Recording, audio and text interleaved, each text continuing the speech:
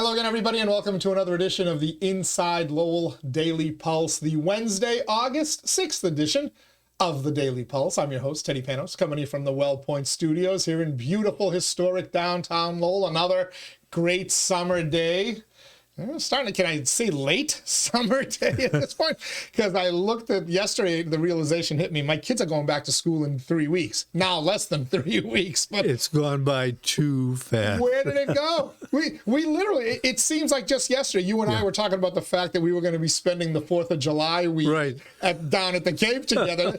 That was over a month ago now. I know. It disappeared on us. Days a day, life is disappearing. not yet. So be careful how you state it.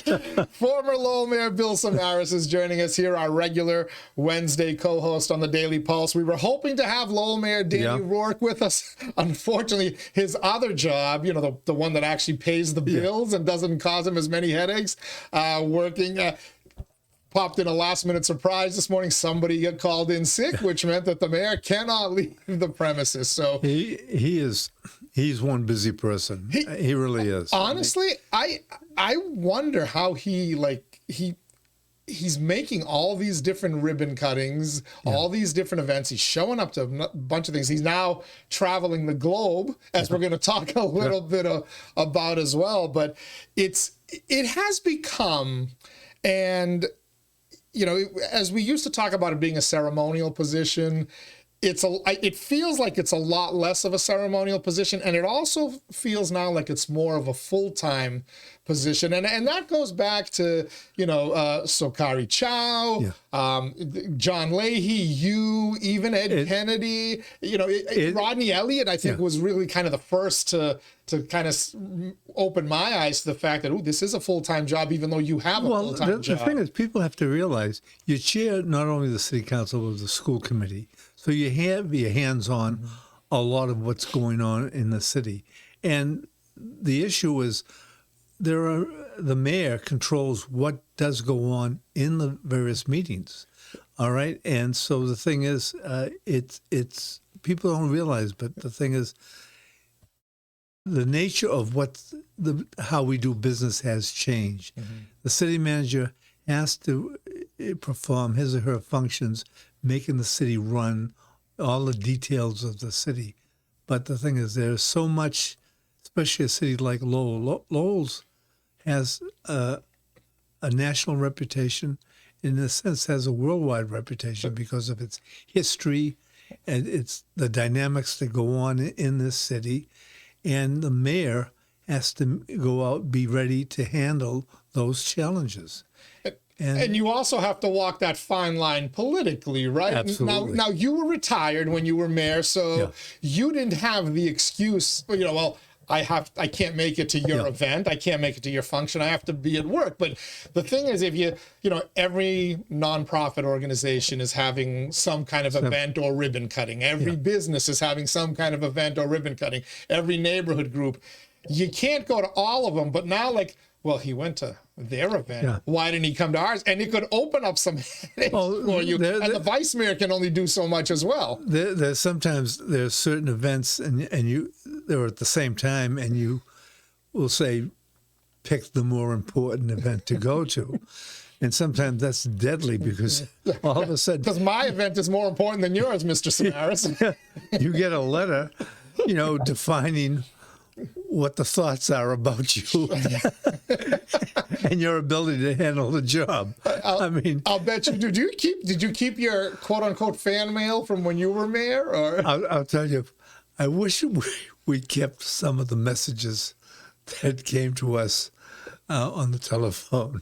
The good old days. Now people submit them via email, the portal, etc. Right? I remember I had nothing to do with, there was issues with the nativity scene at Lowell. I remember that. Yeah. And whether it could be there or not, and other groups having their religious showings by City Hall. And I remember a call, and my secretary, James Austin, said, I think you'd want to hear this. And this woman came on and she said, I want you to know, Mr. Mayor, I pray for you every day. Every day. And when prayed for you to drop dead, or prayed for you to continue to fight the fight? It went on. I think of you when I get up in the morning, and my prayers are there. So I'm saying, I'm looking at James. I'm saying, that doesn't seem too bad. He said, keep listening. And so I want you to know, I pray that you go to hell. She was obviously a Pauley Stadium location supporter for the high school. Probably was that too. If you kept any of those emails, you should bring them. We could spend a whole show just reading them. But the mayor's role, and in particular, this particular mayor, that's going to be our starting off point for today's discussion with former Mayor Samaras, because there is a lot happening behind the scenes in the city, and things that are kind of hinting to me that not only is this Frontrunner City thing as big a deal as some of us have realized, while others still question, but it's going to happen faster than we think. Let me first start by thanking our Daily Pulse sponsors, Ray Booten. You know the deal with him, right? He's a licensed realtor in Massachusetts and New Hampshire. He's also a certified appraiser in both of those states as well. So if you're looking to buy or sell a home, a business, or a commercial property, you need to talk to Ray Booten right away. You can find him online, realestaterayBooten.com. That's realestaterayBooten.com. Thank you as well to our friends at WellPoint, hosting us here in the WellPoint studios. WellPoint is the only health plan offering healthcare benefits exclusively to Massachusetts GIC members. At WellPoint, your whole health is their whole point. Some other sponsors we'll thank in a couple of minutes, but let's get right into it. So this particular mayor and this particular city manager, they've got a really good working relationship. Some would say, some critics would say, well, they're too close, right? Yeah. And whatnot. But one of the things that jumped out at me. But if you want to have things done, they should have a good relationship. It doesn't always work that way. Is it me, or has manager Tom Golden entrusted a lot of responsibility, in particular with this Frontrunner City thing, to the mayor, Dan Rourke, than previous managers had done with mayors? Jerry Nutter touched on it briefly yesterday, and I started thinking about it. I'm like, and I know Tom Golden and 𝐃𝐚𝐢𝐥𝐲, nice relationship. Tom Golden and Rita Mercier, nice relationship. All of them, right?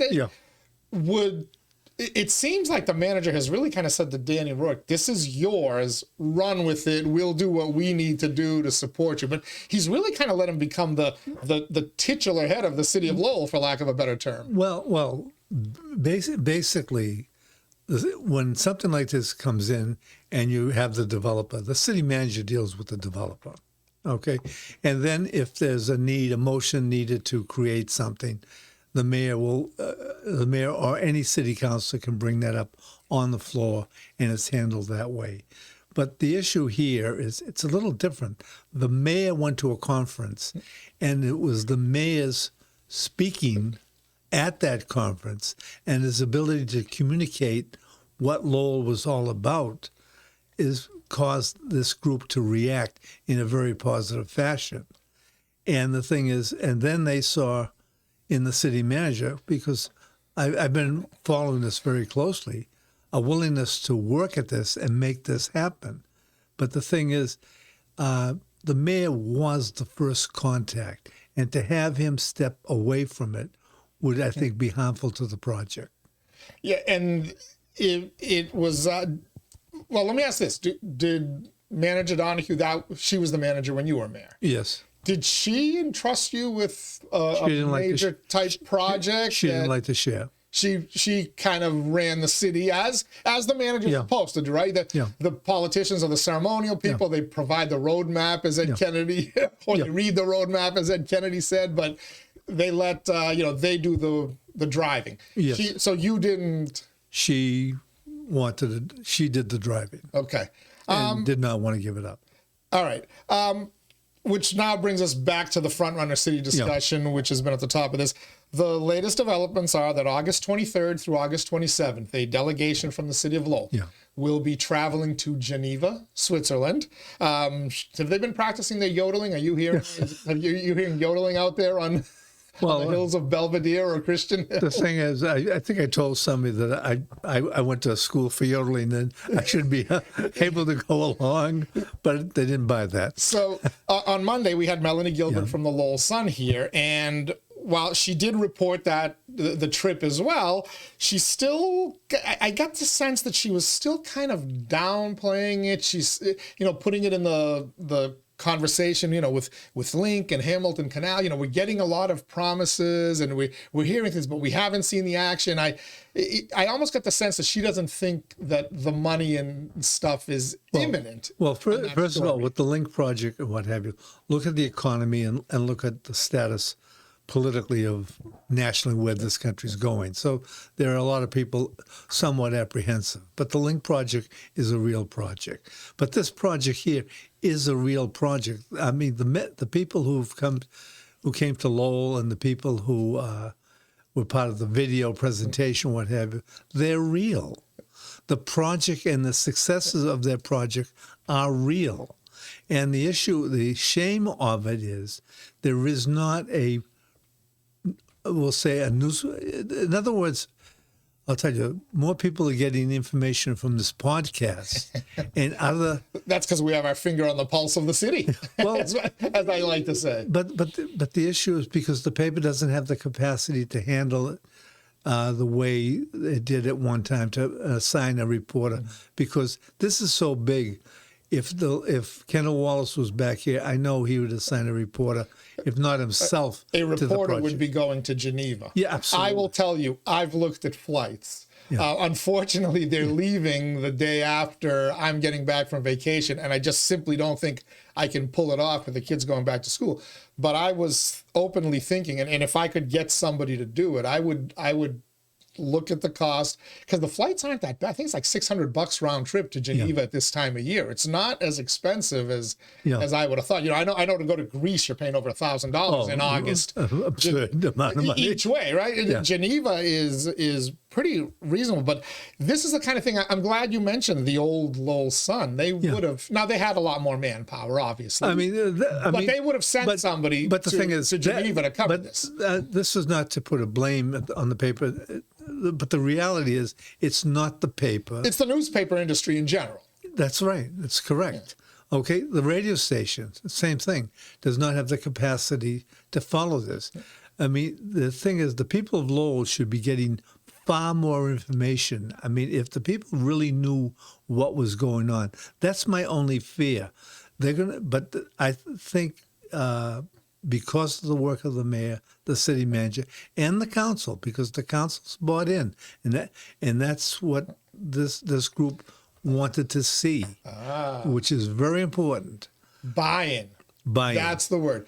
That's the word I heard multiple times. I went to 3 different events where the Urban Economy Forum people, the UN people were, and each time they said what really sold them on Lowell was the buy-in. The fact that from the initial conversation with the mayor in September of 2024, was it? Is that when it was? I've lost track of my years now. But right up until the fact that you had, what was it, 7 or 8 of the counselors, along with the manager, the DPD director, Giovanni Baez-Rose, and others, went up to Toronto. They said, well, that buy-in told us this city understands what it is and what, and gets how important this is. And they like that.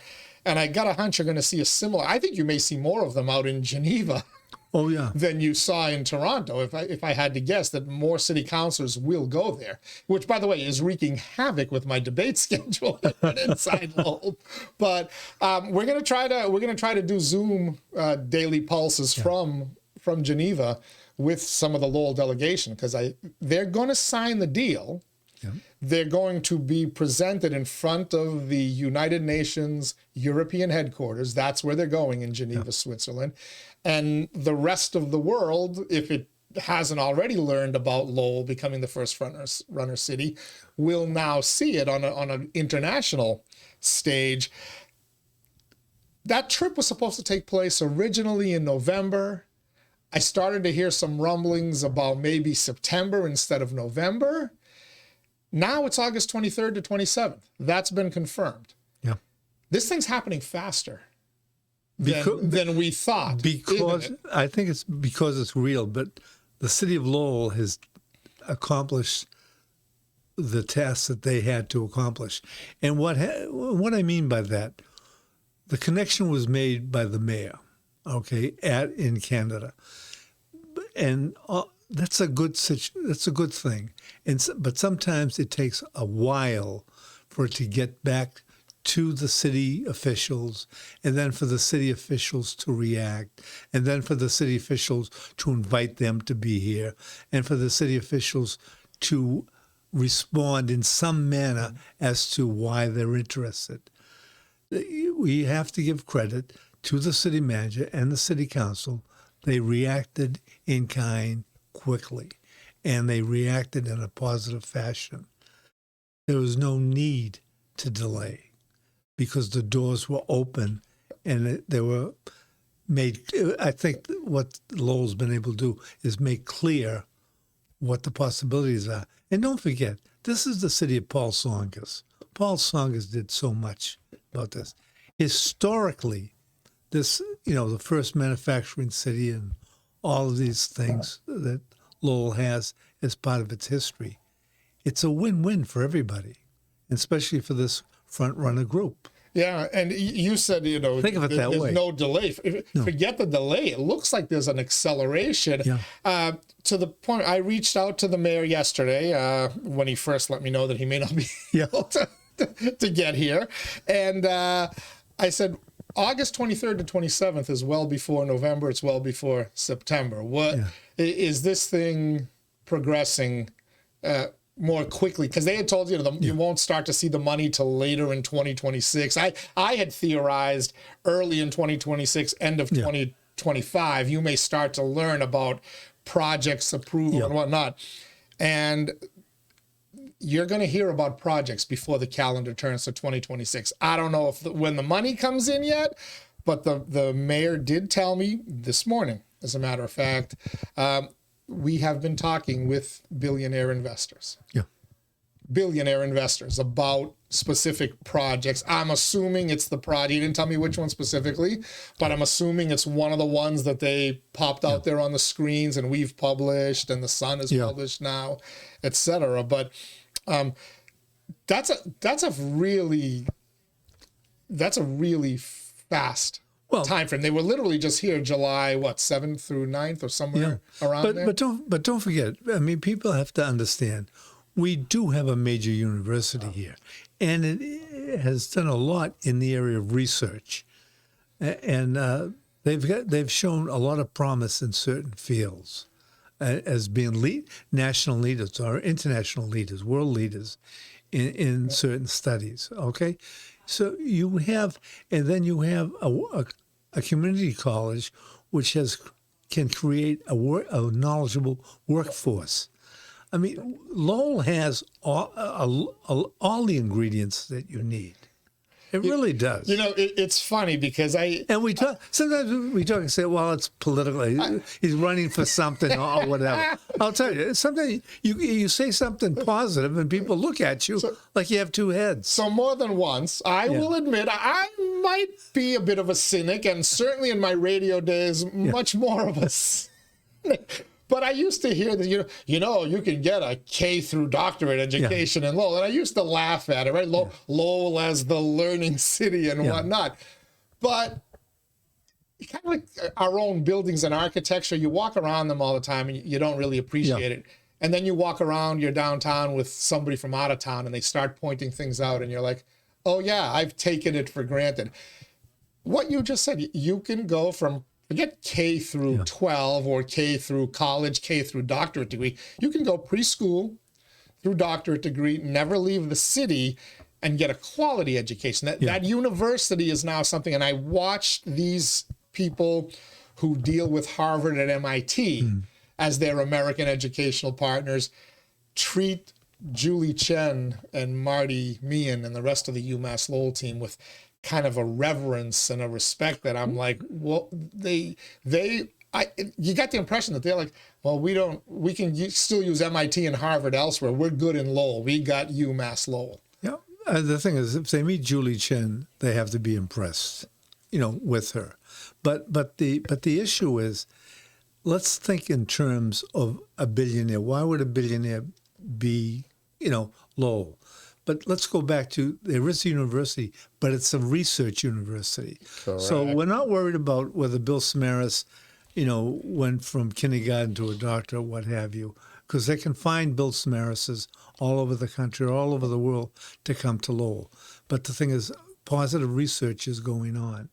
The thing is, they may need a workforce, but there's a community college that has a proven record in that area. Correct. You need robotics, say you need something, AI, defense, whatever.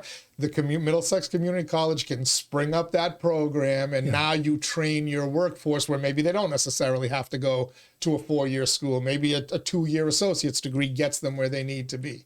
The thing is, when Paul Songus was active in the city, the thing is, as headmaster, I was, able to attend the Jim Cook's, the Lowell Plan meetings. An age thing, but the Lowell Plan meetings. And the thing is, and to get to listen to Paul Songus talk about why Lowell could be successful in certain areas. So it wasn't this great history of Lowell. It was what we had at the time to meet the needs of people who might seek some type of, chance in Lowell. Yeah. And that's what's going on. That's what I see right now. Paul Songus was a visionary. Marty Meehan was a visionary when it came to the university and the tie-in. I don't know if I'd put him at that level yet. I do feel that then state rep, now city manager Tom Golden is in that same, he sees things, not what Lowell was, but how you take what Lowell was, tie it into what exists today and bring it into the future. I think he sees that. If you really get to know who Tom Golden is, he really is a visionary. And the thing is, he's done a lot of work or study in that area.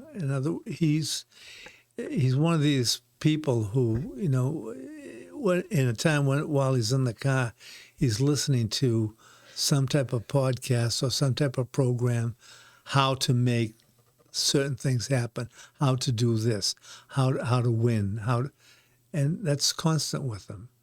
So it's showing right now.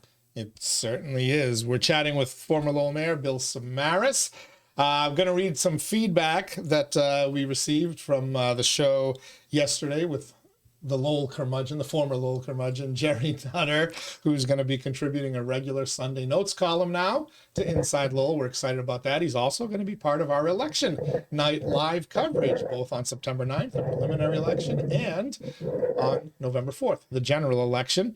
And that's going to serve as our segue to that comment and the political talk, going to serve as a segue to our next segment with former Mayor Samaras. Let me just quickly thank our Daily Pulse sponsors. Ray Booten, licensed realtor, Massachusetts and New Hampshire. Find him online, realestaterayBooten.com. Thanks as well to WellPoint. At WellPoint, your whole health is their whole point. Washington Savings Bank, banking that goes the extra mile. Make the switch now to Washington Savings Bank. TMI Properties, quality and value at every price point. Find your perfect space with TMI. Mahoney Oil, providing warmth and protection at Greater Lowell and Southern New Hampshire since 1925. The Greater Lowell Community Foundation, improving the quality of life through strategic, impactful philanthropy. Francis E. Preventure Insurance, the agency Greater Lowell has counted on to protect its most valuable assets since 1982, and by the Massachusetts Pirates, bringing all the hard-hitting action and excitement of arena football to the Mill City. We hope they bring him back in 2026. I did see another little potential rumored move. There's talk that the Pirates may be moving to Tampa, Florida. Yesterday, there was some online reporting that they're also looking at Orlando, Florida. Apparently the Pirates are like a lot of Massachusetts residents. They're looking to the Sunshine State.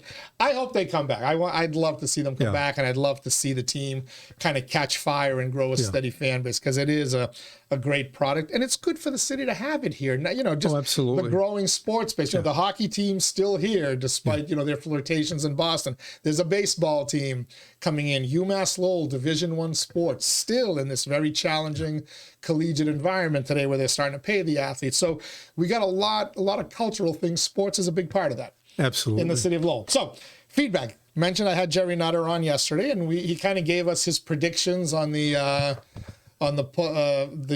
upcoming elections. Probably cost me a few political advertisements, but hey, what the hell? If you can't have an opinion and without ticking people off, that's all right. Jerry, you can keep sharing your opinion.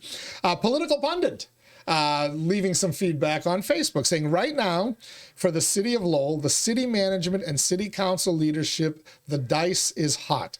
That's why it's so very important to maintain this very productive energy and re-elect all the city councilors, AKA the team. So I happen to know who political pundit is. We've discussed it. So I'll give you a hint. We're letting her keep her identity quiet for now. I can probably promise you she's not who you think she is. It's not any Lowell politicians or whatever. But I like political pundit. But there's an election coming up. There's some good challenges in there. There's a lot of challengers in there, right? Well, the whole idea, for each election, as candidates and then as officials, you want to make sure that everybody has that opportunity. Of course, you want to be on the winning side of those opportunities, but the issue is, it was disappointing to see how many people really ran in the districts. But the thing is, Belvidere, especially school committee. Yeah, school. You just wonder. People seem to be tired of the situation of politics. If you look at national politics, to me, has ruined local politics, because people look at that and they say, "I just don't want to be involved." Yet local politics can be so great, because the thing is, you're doing something for your neighbor. You're doing something for your city or your town, and you can help make changes that are significant. Okay. And so I want to use that as, because I'm curious your thoughts. So it's not just political pundit who said this. Let's get the whole team back in there, all 11, and all 11 are running for election. And they say it's important to maintain this productive energy and reelect all of the city councilors.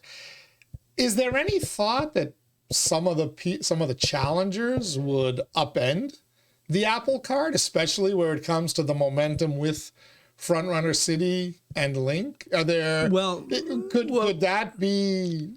Nobody. I don't see any candidate that is crazy enough to say, "Screw that stuff. We need to put the brakes on that because we need to focus on X, Y, Z." But the thing is, let's look at it this way.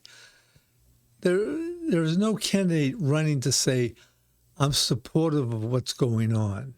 Because of the situation that we outlined, there is no major paper, major radio station, which would have covered what's been going on with the city so differently. So the thing is, when the paper would ask you, "Are you for or against?" There's nobody asking those questions. So the thing is, it's people are coming in because they're interested in the job. They'd like to be a counselor. They'd like to be a school committee person. But I don't see anybody coming in with an agenda saying, "I'm supportive of" or "I'm not supportive of," because it's not being asked, because there is no group to ask that. Well, I'm trying to ask when I get the candidates in, and certainly when we have our debates coming up. But and to believe, I'm talking about the major, and we're coming in as the podcast where people will see information. But I see us as providing information in a different fashion. Well, there's a certain segment of the city that still turns to that newspaper, turns to that radio station. For whatever reason, they'll be on Facebook, but then they'll tell me they can't find some of the stuff we do. But, that's more and more people are getting on it. But as I talk to the candidates, I don't necessarily see anybody that would put the brakes on Frontrunner City or whatever. It's certainly none of the incumbents. The incumbents are all in. You can see it in their faces. You could hear it in their voices. Are there challengers who are talking about accountability and this stuff? Sure, but what's the standard? A pothole, a road being paved, a trash trash being picked up, which again, very important issues. Yeah. But let's be serious. You've got in Frontrunner City and Link, you have transformative issues. Yes. I don't see any of the challenges that would get in the way of that. Do they understand what is happening? That I do wonder. I don't think some of the challengers have fully grasped that. If they were, they'd be talking about it more. And I'll pause here and tell you, Belinda Duran said it sitting in that chair when I interviewed her, but also when we first announced she was running. Belinda Duran is a challenger in District 3, Belvidere, your neighborhood. She mentioned, I said, will you give me a statement for why you're running so I can include it in the story? And she's the only challenger to mention Frontrunner City specifically. Yeah. And this is back in January, which shows me she gets it. She knows how big Frontrunner City is. She's doing a lot of homework. Yeah. I mean, I do know that. And she knows, she's making sure that she knows what goes on at each meeting. And she's either there or follows it, on TV. So she's pretty aware of what's going on in the city. And some of the others, they're aware in general, but the thing is, they're running a typical campaign. My family's been involved in the city. I'll do it better. Which the standard. You have to kind of differentiate yourself, especially in a district race. So let's. But there's no real. I mean, there's nothing out there that any candidate come in and say, if you elect me, I'll make sure this doesn't happen again. What's out there that they can make that type of statement? That's a good question. Yeah. Good question. Sounds like are you agreeing with political pundit? I'm not going to ask you to make an endorsement, but I do want to get your expertise. You lived in Belvidere how long? For the past 50 years. 50 years you've lived in the neighborhood. Yeah. You know the people of that neighborhood. Yeah. You've served the people of that neighborhood and the entire city. Yeah. First as an educator for their kids, our most valuable resource, right? Our youth. Yeah. But then as a city councilor and as a mayor. What are you seeing as we sit here today? Wednesday, August 6th. We're now 1 month and 3 days away from the preliminary election where 4 candidates, 4 very good, in my mind, and 4 very viable candidates are vying for that city council seat. Only 2 of them will still be candidates on September 10th. What are you seeing in that race? What are you hearing? Does anybody know what's going to happen on September 9th? Anybody who tells you that I'll tell you who's going to win or what have you. It's nice, but I mean, I wouldn't make a bet on. I wouldn't bet on what they say. I mean, I'd like to think I know who's going to win, and you have your favorites. But the thing is, let's put it this way: you got 4 viable candidates, which is unusual for a situation. Correct. Okay. First of all, just to have 4 candidates, we haven't seen this since 2021. Okay, but you have 4 candidates, and this is what you call the ideal situation.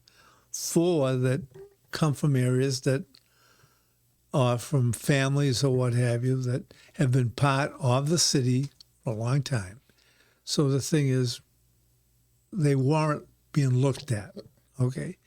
But now I think my advice to the 4 candidates, if we want to know what's going to happen on September 9th, is what information they get out to the people of Belvidere. Because the people in Belvidere, I'll tell you what, they do read the brochures. I mean, the one thing going door to door, I would recall, being, well, we saw you on TV. You made a stand on such and such. Explain that. I didn't follow that. I didn't like it, and I'd have to explain myself or what have you. Not attacks, but the thing is, they were knowledgeable about what was going on in the city, and they wanted answers. And the one thing that I found out, it was to send out, when you sent out a good brochure that had good information, not that I believe in good politics, police protection, good education. No, with some specific, this is what I would like to do as a candidate. That's who's going to win. At the end. How much? Because you knock doors, Yeah. and if you're going to get elected citywide, which was the system that you were running in, you better knock more doors in Belvidere than anywhere else, right? Okay. So what did you find was convincing people to vote for you? Was it really issues? Was it familiarity? Was it, and did that change in 2021 when it became you versus John Leahy, or first you versus Dave Conway and John Leahy in the first preliminary in Belvidere? 3 incumbent councils, by the way. My thing was I didn't get a chance to go out because I had been in a car accident that it happened in my walking. And so the thing is, I didn't go door to door. And the thing is, when you went door to door, they might have said to you, you know, I'm sorry, I support so-and-so. But in most cases, most people didn't know who you were. Even in Belvidere, the neighborhood that we know pays attention. Because Belvidere has changed a lot. It's not the Belvidere when I first ran and I came to the door, and in most houses, it's the headmaster.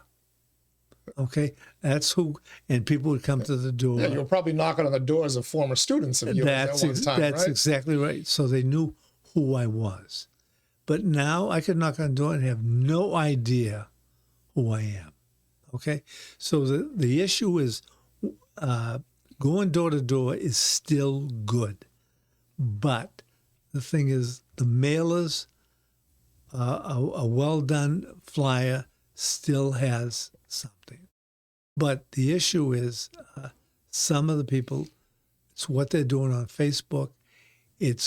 Are they now using the systems that will make calls to the homes and what have you? You've got to reach out to them now electronically. Were you able to change anybody's mind? Did you knock on somebody's door back in the day that was in no way, shape, or form going to vote for you, and because of a civil conversation, a healthy conversation, do you feel you were able to flip people? Yeah. So it can happen. It can happen. Oh, absolutely. Was it harder to make that happen when it was one-on-one in a district race, when it was you versus John Leahy, versus when it was you saying, all right, you may not like me, but you get 9 votes, vote for the one you like, but it was easier that way. There's no question about that. There's no question about that. The other thing, you mentioned the neighborhood's changed. I hear that over and over again. You say it, Marty Laurie, who lives there, he tells me that. He goes, you're knocking doors, and you don't recognize a lot of these people. We're in a lot of Lowell neighborhoods, or in the old Belvidere, so to speak. You pretty much knew everybody there. What's driving the new residents? I won't make you speak for the rest of the city, but what's driving the new residents of Belvidere? Do you think is it local stuff, or is it this national stuff that you say seems to be infecting our local elections? Well, the thing is, you can't get away from the national stuff, okay? Because a lot of people vote in the national election, and they don't vote locally. Belvidere has the highest locally voting than other parts of the city. But the thing is, you'll see other parts of the city, I think get higher and what have you over time. But the issue is people want some answers. Okay, the taxes are going to be an issue in this campaign. Okay, safety is always an issue, what have you. But the thing is, the council has a lot that they can sell. Corey Belanger has a lot that he can say he's accomplished up there. But the thing is, Belvidere is still a large area, and he's got to get to a lot of people. But what I'm saying is, there are 4 really qualified people, and the issue is, they've got to get their message out. each one of them has their message out. But the thing is, let's remember one thing. This is a primary. So you're not going to have all of the people going out to vote. What you're going to have are the friends, especially of the people that are coming out there now. So this, I mean, things can change because get out the vote, you're saying, is going to determine. Yes. What do you think will be the driving issue? Now, you mentioned a couple of them. Taxes is always important. I feel like in 2023, ADUs was the driving issue, especially in that neighborhood. But Governor Healy took care of that, and not a whimper from. It's a dead issue now. You mentioned public safety. I feel like Lowell's reputation in terms of public safety is best it's been in a long time, both from a police and fire standpoint, by the way, now that we don't have brownouts and they've kind of got that solved. So what will be the driving issue? If you were running, what would you make the driving issue? What I would make the driving issue is my brochures would be specific about the Frontrunner City project, okay? And so you would make that an issue? There's different things like that. Those are the issues, okay? But what I'm trying to say, really, the person who's going to win there is the person who gets enough information out there, as long as it's decent information done professionally, okay? But to enough households, that's who's going to be the winner. So, by the way, we've mentioned the incumbent, 𝐃𝐚𝐢𝐥𝐲, seeking re-election. He was appointed to the job last July. That was a little bit controversial, which I think, to me, is going to be one of the issues in this race. Can he flip enough people who were mad at that process to consider him? People tried to make it an issue, but the thing is, the city council, I mean, that's one thing that they handled. They didn't handle it the best way possible. But the thing is, he didn't run for the seat. So if he had run for the seat against John, he would have been automatically gone into it. He ran citywide, but the thing is, he was a candidate who had a large vote. So the thing is, and he did do well. He third most votes in Belvidere, right? Yeah. So he did well. Okay. Do you know what I'm saying? This is coming down to what I'm trying to say is people looking, well, that person's from that family, they're going to do whatever. Or this person has what experience, they're going to do whatever. All four have something to sell. So the question is, all I'm saying very clearly is they got to sell it. And the thing is, right now it's a little slow. And the thing is, they've got a couple of weeks they've got to do something before September. And when September hits, the weekend before, they got to make sure that information gets out there in such a way that it will be read. So the other candidates besides 𝐃𝐚𝐢𝐥𝐲 and Belinda Duran, who we mentioned, Erin Gendron. You talk about a family name. Yeah. Steve Gendron, her father-in-law, city councilor, school committee member. Big, sizable family in Lowell. Good reputation in Lowell. Dan Finn. What are they, like 10 or 11 siblings, let's take the Gendron family. Long time ago. Okay? There are people now in Belvidere who don't know the Gendron name. They've heard it from their neighbor maybe. Oh, well, that's her father or father-in-law was, not sure, was a counselor, I think. This is how conversations go. So I think Steve stopped serving in 2019, was it? Or when I'm trying to remember when Steve's last term was on the school committee, somewhere around there. Yeah. So you're saying even those 5-6 years, there's so many new faces. It's dramatically. Really? Belvidere is changing dramatically. Dan Finn, huge family. They don't all live in Belvidere. If they did, he might be the one shoo-in to get to November, right? But exactly. So, but you see my point. There's no magic out there. Anybody who's making a prediction here, I mean, so the thing is, it's coming down to who works the hardest and whose message gets out there. And so the thing is, it's the brochures. If the brochures have clarity and make a statement like, I know what's going on in the city. Okay. But so when I asked you if you were running, and I know I tried like hell to get you to run just to stir the pot even more, but you did, it's too late for you now. Not too late for 2027 though. Yeah. But I asked you what would you put on your brochures, and the first thing you mentioned, Frontrunner City. Oh, absolutely. All right. So, but if you're one of the three challenges, so Ch 𝐚𝐢𝐥𝐿 is the one guy who can say, I was a part of it. He can show the photo of him in Toronto. He's going to have photos of himself in Geneva, I'm guessing. Yeah. He can say, yeah, I was part of the council that made that happen. If you're one of the challengers, how do you get in on that without giving too much credit to your opponent? Can they even mention that without? Yes. They can. Because I understand, these are the things I understand are going on. And with my experience and my background, I will be a valuable assistant to that. In other words, I like what's going on, but I can help do it better because my background is such. Make it about the future. We've already accomplished this Frontrunner City status, but how do we implement it? That's right. What are my ideas? But there are also some other things. But the thing is, we have to remember housing is an issue amongst people.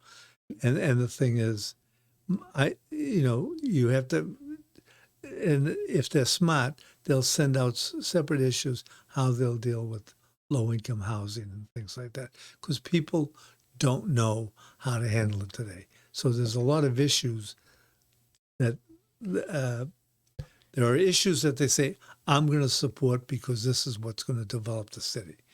And there are issues that are problematic, and this is what I'm going to fight for. Should anyone go negative? I always thought that if you're in a one-on-one race, especially you're the challenger, you have to point out things that you feel the incumbent has done wrong. Folks will call that negative advertising or whatever. But if we're to celebrate Frontrunner City, then why switch from Ch 𝐚𝐢𝐥𝐿 or John Dakota or Paul Rett? There's nothing negative that they can run on. But don't forget, when politicians went negative, it was because the Lowell Sun was anti-Bill Samaras.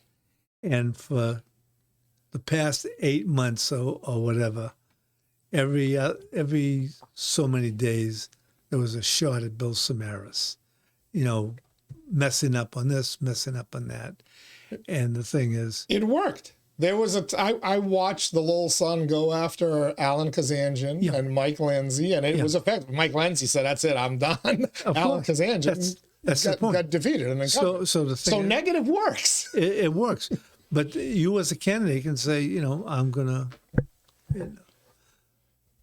take this kind of a stand.